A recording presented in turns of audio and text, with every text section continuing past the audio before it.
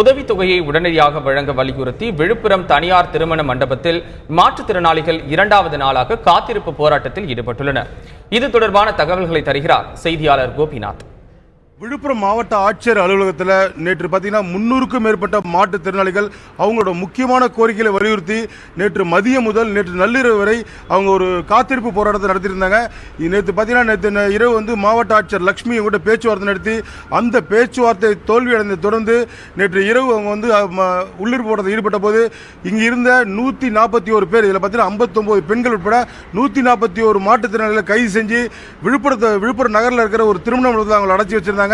இந்நிலையில் பார்த்தீங்கன்னா இன்று மீண்டும் இவங்க முன்னெச்சரிக்கை நடவடிக்கையாக தாங்கள் கைது செய்ததாகவும் உங்களை தற்சமயம் விடுவிக்கிறோம் சொல்லி விழுப்புரம் காவல்துறை அவங்க தகவல் தெரிவித்தாங்க. ஆனால் இதனை ஏற்றுக்கொள்ள மறுத்த மாற்றுத்திறனாளிகள் தங்களோட கோரிக்கைகள் நிறைவேற்றும் வரை இந்த திருமண மண்டபத்திலே மீண்டும் காத்திருப்பு போராட்டத்தை நம்ம தொடங்கியிருக்காங்க. இதுக்கு நடுவில் பார்த்தீங்கன்னா தமிழக சட்டக்கல்வித்துறை அமைச்சர் சி.வி. சண்முகம் இவங்களை பேச்சுவார்த்தை காய்ச்சாங்க. ஆனால் நாங்கள் எந்தவித பேச்சுவார்த்தைக்கும் நாங்கள் வரவில்லை என்றும் தங்களுக்கான 265 பேருக்கான மாற்றுத்திறனாளிக்கான தொகையை உடனடியாக அந்த உத்தரவை வழங்கினால் மட்டும்தான் தங்களோட போராட்டத்தை கைவிட போறேன்னு சொல்லி தொடர்ந்து இங்க இருக்கிற மாற்றுத்திறனாளிகள் இங்க இருக்கிற உள்ளிருப்பு போராட்டத்தை தொடர்ந்து ஈடுபட்டு வராங்க. இதனால இந்த பகுதியில் தொடர்ந்து பதற்றமா இருக்கு. ஏராளமான காவல்துறை இந்த பகுதியில் குவிச்சிருக்காங்க.